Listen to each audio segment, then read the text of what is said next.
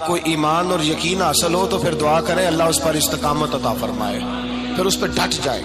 نبی پاک صلی اللہ علیہ وسلم نے فرمایا میں اس بات کا خوف نہیں کرتا کہ میری امت کمزور ہو جائے گی، اس بات کا ڈر نہیں کہ پیسے ختم ہو جائیں گے، نہ یہ خوف ہے کہ بھوکی مرے گی۔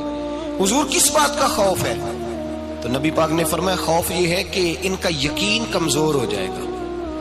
یاد رکھیں اگر اعتبار نہ ہو تو گھر نہیں چلتا، تو اگر اللہ رسول پر یقین کامل نہ ہو تو پھر بندہ مسجد نہیں آ سکتا، پھر اس کا دین نہیں چلتا، پھر اس کے لیے مشکل ہے نماز، پھر اس کے لیے مشکل ہے راہ خدا میں خرچ کرنا۔ میرے نبی پاک نے فرمایا یوں نہ کہا کر کہ یا اللہ چاہے تو دے چاہے تو نہ دے، جب مالک سے مانگ تو کہا کر یا اللہ تجھی سے مانگنا ہے، میں لے کے اٹھوں گا، تو مجھے دے گا۔ فرمایا جتنا تیرا یقین کامل ہوگا اتنا ہی اللہ تجھے جھولی بھر کے عطا فرمائے گا۔ کمزور سا مسلمان، لڑکھڑاتا سا مسلمان دیکھتا ہوں کرتا ہوں، اور یہ بھی نہ دیکھا کریں بھائی ایمان یقین کو استقامت کے درجے پہ لیں، یہ نہ دیکھا کریں کہ وہ کیسے دے گا، وہ کسی وسیلے کا محتاج نہیں ہے، وسیلے کو پسند کرتا ہے، پر وسیلے کا محتاج وہ بغیر وسیلے کے بھی دے دیتا ہے۔ ہر آدمی ماں باپ کے ذریعے پیدا ہوتا ہے، اگر پیدا کرنا چاہے تو جناب عیسیٰ کو بغیر باپ کے پیدا کر دیتا ہے، اگر پیدا کرنا چاہے تو حضرت آدم کو بغیر ماں اور باپ کے پیدا کر دیتا ہے۔ جب یقین رکھیں، یقین قرآن مجید پڑھیے، حضرت موسیٰ علیہ السلام فرعون کے دربار میں کھڑے ہیں، چاروں جانب دشمن ہی دشمن ہے، جادوگر آ گئے، انہوں نے سانپ چھوڑے، حضرت موسیٰ کے ہاتھ میں ڈنڈا تھا۔ حضرت موسیٰ کہتے ہیں یا اللہ کیا کروں؟ تو اللہ تعالیٰ نے فرمایا اپنا عصا پھینک دو۔ کہنا چاہیے تھا نا کہ یا اللہ ایک ہی تو شے ہے، اتنے سانپ ہے، بچانے کے لیے ڈنڈا ہے وہ پھینک دوں؟ ڈنڈا پھینکا جاتا ہے، سانپ کو دیکھ کر کے قابو کیا جاتا ہے۔ یہ میرا اور آپ کا ذوق ہے نا، لیکن انبیاء کرام کا انداز ملاحظہ کیجئے میرے عزیزو۔ اللہ فرماتے ہیں ڈنڈا، اے موسیٰ ڈال دے اپنا عصا۔ پہلے نہیں فرمایا کہ سانپ بن جائے گا، فرمایا بس تو ڈال دے۔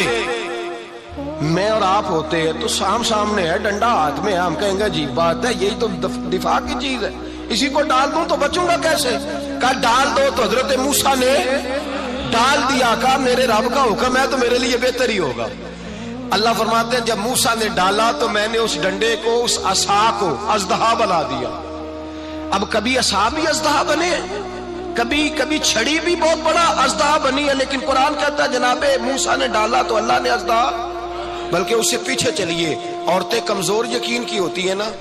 جناب موسیٰ پیدا ہوئے تو اللہ فرماتے ہیں میں نے موسیٰ کی ماں کے دل میں بات ڈالی، ماں کے دل میں، صندوق میں ڈال کے تو اس کو دریا میں بہا دے۔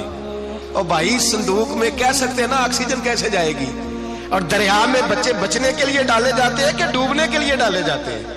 ماں کے دل میں یقین کمزور نہیں تھا ماں کا۔ انبیاء کے ماں باپ موحد ہوتے ہیں، دین کو ماننے والے، ماں کے دل میں اللہ نے باپ، اللہ قرآن میں کہتے میں نے وحی کی، میں نے القاء کیا، میں نے بات ڈالی۔ حضرت موسیٰ کی ماں کہتی ہے میں نے ڈال کے نا سمندر میں بیٹا، میں نے سمندر میں بیٹا ڈال کے صندوق میں بند کر کے رب کے حوالے کیا۔ آپ فرماتے ہیں میرے مالک کا بھروسہ کیا تو پھر میرے مالک کا کام دیکھو، کمال دیکھو، میں نے دریا میں ڈالا، اللہ نے فرعون کے گھر میں میرے بیٹے کی پرورش کرا دی۔ یہ یقین کہ حضرت موسیٰ کے پاس قوم آئی، قرآن پڑھیے، کہا جناب پانی چاہیے، وَإِذِ اسْتَسْقَىٰ مُوسَىٰ لِقَوْمِهِ، موسیٰ نے اپنی قوم کے لیے پانی مانگا، ہم نے کہا فَانْفَجَرَتْ مِنْهُ اثْنَتَا عَشَرَةَ عَيْنًا، اپنا ڈنڈا پتھر پہ مارو۔ عقل والا آدمی ہوتا تو اڑ جاتا، کہتا یا اللہ پتھروں سے بھی کبھی پانی نکلا ہے؟ اضرب بعصاک الحجر، مارو پتھر پہ ڈنڈا۔ اللہ کے نبی نے منٹ نہیں لگایا، ٹھا کر کے ڈنڈا لگایا، فانفجرت منہ اثنتا عشرۃ عینا۔ اللہ فرماتے ہیں جناب موسیٰ نے ایک عصا مارا، میں نے 12 چشمے جاری کر دیے۔ تو لے تو اللہ کرتا ہے، اللہ کہتا ہے پڑھ نماز روزی دوں گا، کہتا ہے سوچتا ہوں۔ اللہ فرماتا ہے آجا مسجد میں تیرا ہو جاؤں گا، کہتا ہے دیکھتا ہوں۔ رب فرماتا ہے تو میرے محبوب کی غلامی کر، میں تجھے محبوب بنا لوں گا۔ تو کہتا ہے تھوڑا بڑا ہو کے داڑھی رکھنی ہے، ابھی سیانا ہو کے میں ذرا سرٹیفکیٹ لے لوں اسرائیل سے کہ کتنے سالوں کے بعد آئیں گے، پھر شروع کروں گا۔ پروگرام بنا رہا ہے، ابھی تو ارادے میں ہے۔ اللہ کے پیغمبر کا ڈنڈا، اور اس سے زیادہ آگے بات ہو گئی، پیچھے فوج لگی ہوئی ہے فرعون کی، مجمع ہے، ہزاروں لاکھوں کا لشکر لے کے، تلواریں نیزے، فرعون پیچھے، آگے دریا آ گیا۔ حضرت موسیٰ علیہ السلام کھڑے ہیں، اب کدھر جائیں؟ اللہ پاک نے فرمایا مارو ڈنڈا۔ کہاں؟ پانی پہ ڈنڈا مارو۔ اب حضرت موسیٰ علیہ السلام پانی پہ ڈنڈا مارے تو پانی ابھرے گا، اس سے زیادہ کیا ہوگا؟ پہلے پتھر پہ ڈنڈا مروایا تو پانی نکلا، اب پانی پہ ڈنڈا مروایا، فَإِذْ فَرَقْنَا بِكُمُ الْبَحْرَ فَأَنْجَيْنَاكُمْ وَأَغْرَقْنَا آلَ فِرْعَوْنَ۔ اللہ فرماتے ہیں موسیٰ نے پانی پہ ڈنڈا مارا تو میں نے پانی میں رستے بنا دیے۔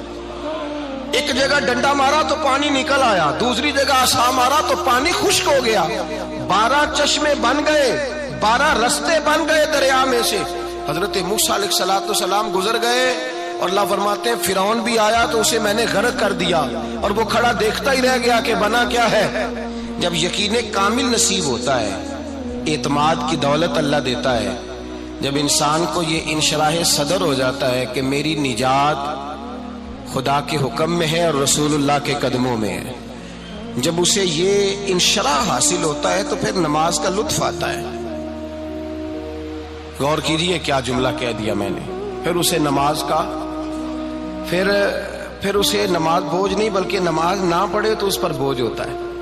پھر قرآن مجید اس کی روح کا ساتھی ہو جاتا ہے، پھر عبادات، تقوی، پرہیزگاری، پھر وہ ایک سنت کے چھوٹنے پر پریشان رہتا ہے جب یقین کی دولت نصیب ہوتی ہے۔ قرآن مجید فرقان حمید نے کہا ایمان لاؤ تو پھر ایمان پہ ڈٹ جاؤ، مسلمان بنو تو پھر اسلام پر۔ پھر یہ جو کمزوری ہے نا، یہ دیکھتے ہیں، کرتے ہیں، چلتے ہیں، ابھی کل ابھی پرسوں بہانے ہیلے، ابھی میں نماز شروع کرتا ہوں دیکھتا ہوں لا الہ الا اللہ محمد الرسول اللہ صلی اللہ علیہ، جب کسی نے کلمہ پڑھا تو اس پر پورا دین ضروری ہے، پورا۔ اب وہ یہ نہیں کہہ سکتا کہ تھوڑا تھوڑا کر کے آؤں گا۔ یقین کی دولت نعمت ہے۔ اللہ پاک قرآن مجید میں فرماتے ہیں ان الذین قالوا ربنا اللہ ثم استقاموا، جنہوں نے کہا کہ اللہ ہمارا رب ہے اور پھر وہ اس پر ڈٹ گئے، پھر اس پر وہ کہا تو ڈٹ گئے، کھڑے ہو گئے، نہیں اللہ ہی رب ہے، اللہ ہی دینے والا، اللہ ہی مالک، اللہ ہی ہمارا رازق ہے، رب ہی ہمارا سب کچھ۔ جب ڈٹ گئے تو فرمایا تتنزل علیہم الملائکہ، پھر میں ان کی مدد کے لیے آسمان سے فرشتوں کا نزول فرمایا کرتا ہوں۔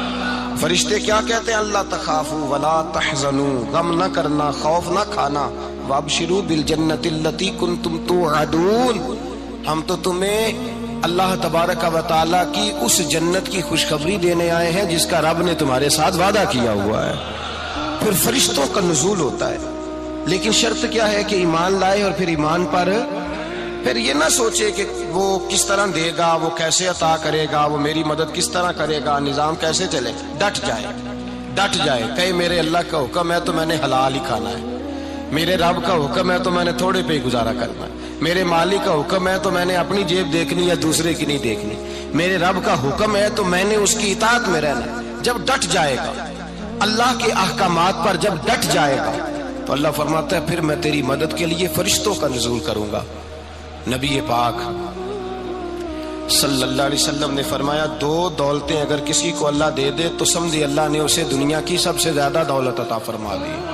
یا رسول اللہ وہ کون کون سی چیزیں ہیں؟ فرمایا ایک جس شخص کو اللہ نے معاف کرنے کی دولت عطا کر دی، جو معاف کرنے لگ گیا، جس کی طبیعت میں درگزر آ گیا، جو معاف کرنے لگا، غلطیاں معاف کرنے لگا، جس کو ایک دولت یہ مل گئی۔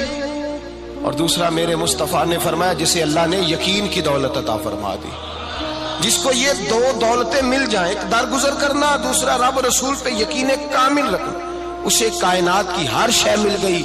میرے نبی پاک نے فرمایا جب بھی دعا مانگو خدا سے یہ 2 نعمتیں مانگا کرو، عرض کیا کرو اے اللہ درگزر کی دولت عطا فرما، اے اللہ تو ہمیں یقین کی دولت عطا فرما، ایمان کی قوت اور پختگی نصیب فرما۔ میرے بھائی حضور نے فرمایا مانگ کے لو۔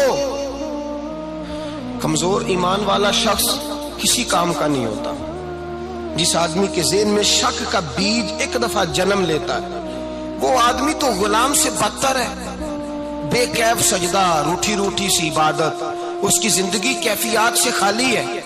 جس شخص کو پتہ چل جائے نا لوگ میرے مخالف ہیں، اس کا تو سجن رہتا ہی کوئی نہیں۔ اصل بات یہ ہوتی ہے کہ یہاں سوچ بیٹھا ہے کہ دنیا میرے خلاف ہے، یہاں مخالفت یہاں بیٹھ گئی ہے، دو بندے باتیں کر رہے ہیں تو پریشان ہے، میرے خلاف ہی لگے ہوئے ہیں، میری ہی بات ہو رہی ہے، کیونکہ اصل تکلیف کہاں ہے؟ اور اگر یہاں یقین کامل ہو گیا نا کہ سارے مجھ سے پیار ہی کرتے ہیں، تو پھر دو بندوں کو بات کرتا دیکھیں گے تو یہی سوچے گا میری تعریفیں کر رہے ہیں۔